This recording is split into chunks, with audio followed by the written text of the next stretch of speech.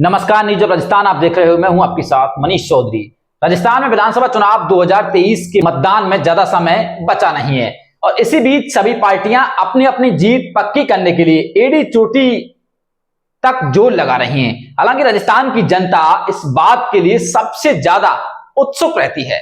राजनीतिक दलों ने अभी तक वह जानकारी सार्वजनिक नहीं की है। जनता जानना चाहती है आगामी चुनाव में बड़े दल किसे अपना मुख्यमंत्री चेहरा प्रोजेक्ट करना चाहते हैं, लेकिन ना तो बीजेपी ने प्रोजेक्ट किया है और ना ही कांग्रेस ने कोई नाम सामने रखा है।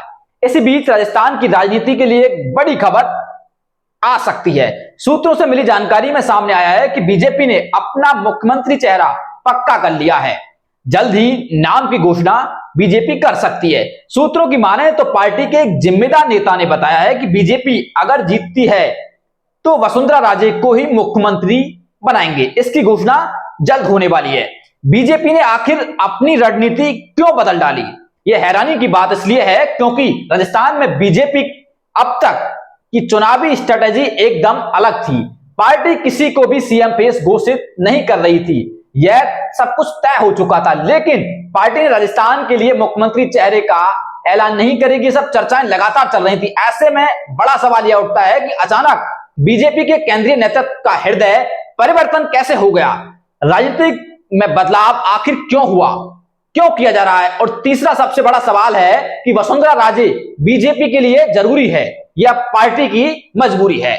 दरअसल प्रधानमंत्री नरेंद्र मोदी ने राजस्थान में जितनी भी चुनावी रैलियां की, जन संबोधन में हमेशा यह बात की कि बीजेपी का केवल एक ही चेहरा होगा, वह होगा कमल का फूल। वही कुछ समय बाद अमित शाह ने अपने जन संबोधन में वसुंधरा राजे की जमकर तारीफ की। कुछ समय पहले तक सामूहिक नेतृत्व की बात करने वाले अमित शाह अब वसुंधरा राजे की सरकार की योजनाओं को गिना रहे हैं और वसुंधरा राजे की सरकार की बात कर रहे हैं। जाहिर है कि केंद्रीय नेतृत्व इस तरह एक बड़ा बदलाव उनको समझ आ रहा है कि बिल्कुल वसुंधरा राजे की राजस्थान को सख्त जरूरत है, तो राज्य में एक बड़ा असर देखने को मिल सकता है। अब बड़ा सवाल यह उठता है कि दोनों नेताओं के बयानों के बीच ऐसा क्या हुआ जिसने बीजेपी को रणनीति बदलने पर मजबूर कर दिया? दरअसल एक महीने पहले बीजेपी ने जयपुर में एक सीक्रेट सर्वे कराया था जिसमें पता लगा है कि राजस्थान में बीजेपी कांग्रेस से आगे चल रही है, लेकिन बड़े ही मामूली अंतर से, कोई ज्यादा अंतर नहीं है। वहीं यह बात भी सामने आई है कि अगर बीजेपी वसुंधरा राजे को चुनाव में आगे कर देती है तो पार्टी को फायदा होगा। बीजेपी की रिपोर्ट जैसे ही दिल्ली पहुंची, इसका असर दिखने लगा।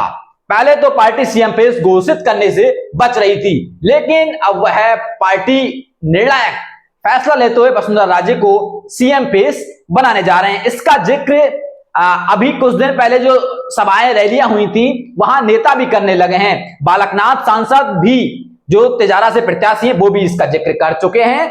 आखिर अब हम जानते हैं 2018 के आंकड़े क्या कहते हैं। 2018 के विधानसभा चुनाव में 13 सीटें ऐसी थी जिन पर हार और जीत का अंतर 1% से भी कम था।